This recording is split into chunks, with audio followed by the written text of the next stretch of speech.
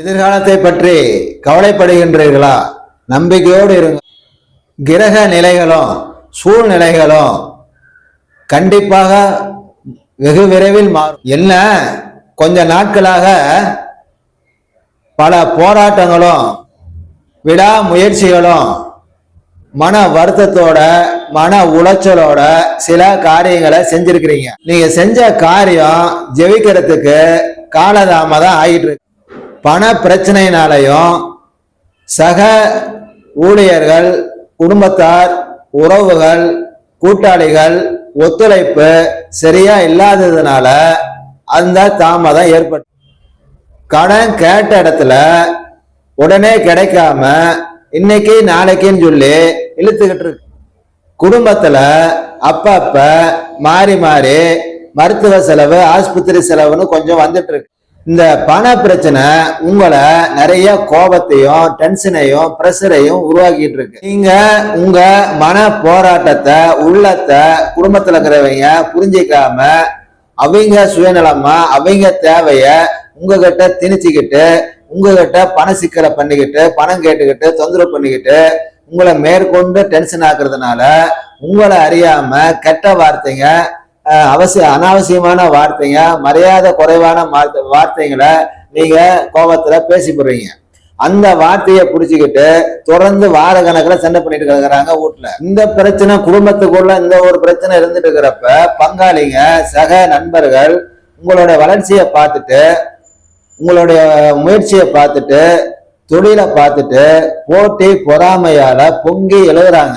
இந்த பிரச்சனை, இந்த கன்சிஸ்டி ஒரு பக்கம் உங்களை தொல்லை பண்ணு. இதுல வெளியாளுங்க அந்த மாதிரி போட்டி பொறாமல் இருந்தா பரவாயில்ல, அப்பா வலி அம்மா வலி ரத்த உறவே இந்த மாதிரி சக நண்பர்களே உங்க வளர்ச்சியை பொறுத்து கொள்ள முடியாம உங்களை விட்டு தூரமா விலகி போய் நின்றுக்கிறாங்க. இந்த டென்ஷனு, கோபம், உழைப்பு இதெல்லாம் சேர்த்து உடம்ப அசதி பண்ணி சத்து குறைபாடு மாதிரி உடம்பு வேற சரியில்லாம இருக்கு. அப்பா அம்மா, வாழ்க்கை துணை, பிள்ளைங்க, வீட்டுல இருக்கிற பெரியவங்க, தாத்தன் பாட்டி, அக்கா தங்கச்சி, சகோதர வர்க்கம் இப்படி யாராவது ஒருத்தர் மாத்தி மாத்தி ஆஸ்பத்திரிக்கு கூட்டிட்டும் போயிட்டும் வந்துகிட்டும் அதுக்கு செலவு பண்ணிட்டும் இருக்கிற மாதிரி நிலைமை.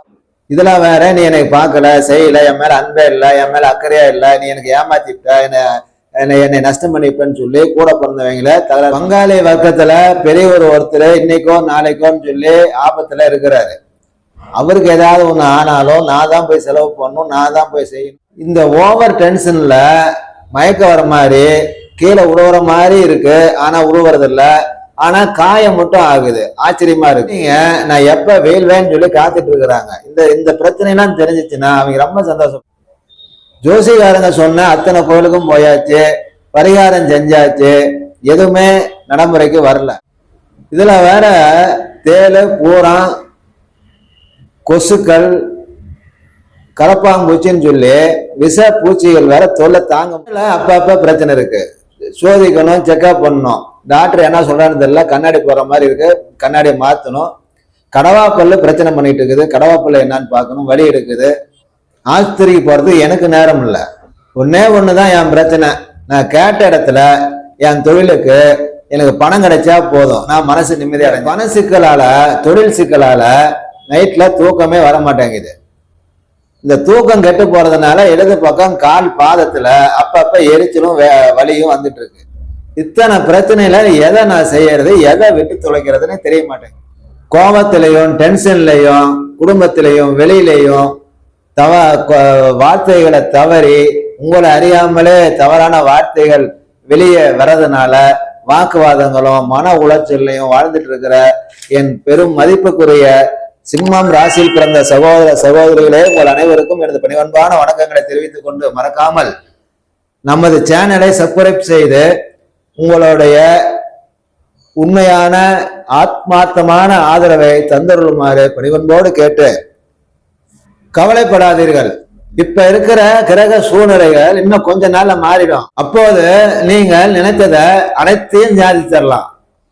மக நட்சத்திரம் சிம்ம ராசியில பிறந்த உங்களுக்கு உங்களுடைய அனைத்து பிரச்சனைகளுக்கும் இந்த வாரத்துல வருகின்ற 20ஆம் தேதி செவ்வாய்க்கிழமை சாயந்தரம் 7:17 இருந்து 23ஆம் தேதி வெள்ளிக்கிழமை சாயந்தரம் 3:50 அருமையான நாள்.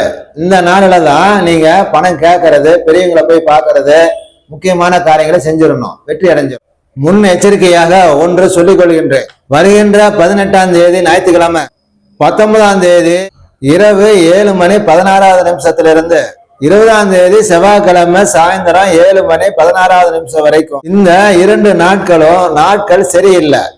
இந்த நாட்கள்ல தான் நீங்க கொஞ்சம் வார்த்தைகளை யோசிச்சு பேசணும்.